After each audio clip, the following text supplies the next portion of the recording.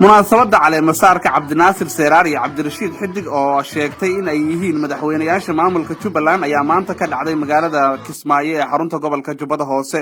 madasha munaasabada ayaa waxaa ku sugnaa xildhibaano u badan isbedel doonka iyo guddiga isbedel doonka iyo qaar ka mid ah shacabka reer Jubbaland. seeraar iyo xidig oo la hadlay dadkii ka soo qayb galay xafladda ayaa ballanqaad u sameeyay bulshada reer Jubbaland.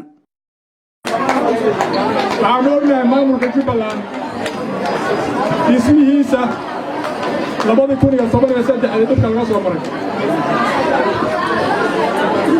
qofkii dadkii dhibaataynayay markaas waxaa ka mid ahaa madaxweynayaasha hadda jooga qaarkood iyo wasiiradiisii arrimaha gudaha iyo amniga. halkan waxaa nooga dhintay ragaan jecel lahay oo qaali nagu ahaa oo dhowr boqol oo askari ah shacab baa ku dhintay mas-uuliyadoodana ayagaa qaadaya iyo duulaanka ayaa lagu keenay in maanta ay mar labaad ugu abaabulaan waan idin aragnaa ujeeddadiinna waan ka hortegi doonaa insha allahu biidnillaahi alkariim wax kastoona hortegi karno annagu dad isjecel baa nahay wax xaaraana ayaad rabtaan inaad nagu dul xalaalaysaan waan idinka diidni midda awoodna uma lahadin inaad nagu xalaalaysaan. Kismaayo gaaris ma aha. Kismaayo gaaris ma aha. Kismaayo gaaris ma aha. Kuuradii gaaris Kismaayo ma taalo. Kuuradii gaarisa Kismaayo ma taalo. Kismaayo waxaa isku haysta raggii siyaasadeeda jilayay ee xoreeyay baa isku haysta.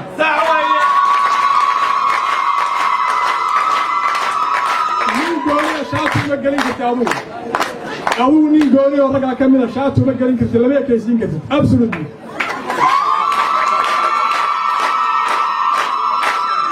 هذا سكوت ضيلو حسابتك آخر ضميسا هذا سكوت ضيلو حسابتك آخر ضميسا حسابتك آخر ضميسا هذا الحطر يسو قارس وابي الآن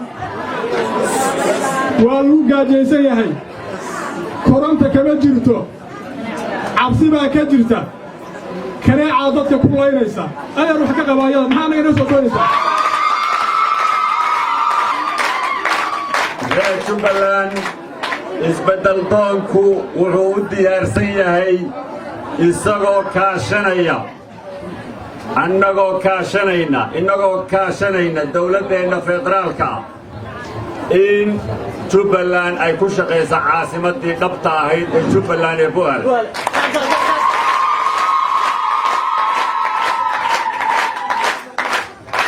waa garanaynaa falsafadaha iyo siyaasadaha iyo ujeedooyinka ka dambeeya in la xoreyn waayo deegaanadaas muddo intaa leeg oo in yaroo kooban lagu ekaado ujeedooyinka ka dambeeya waa garanaynaa si fiican baa u fahamsannahay.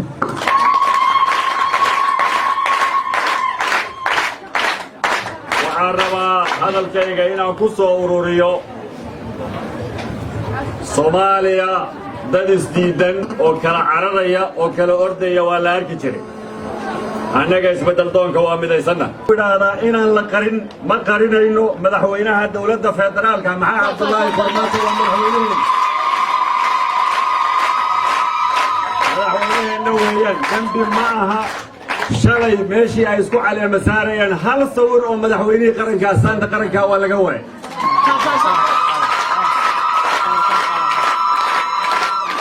waxaana suraa sawirro ummado kale laakiin saaqidiinta siyaasadeed ma soo dhaweyn waxa ay sii adkeynaysaa xaaladda siyaasadeed ee ka jirta magaalada Kismaayo iyadoona caleemasaarkan uu daba socdo caleemasaar saray Kismaayo ka dhacay kaasi oo lagu caleemasaaray Axmed Maxamed Islaam Axmed Madoobe.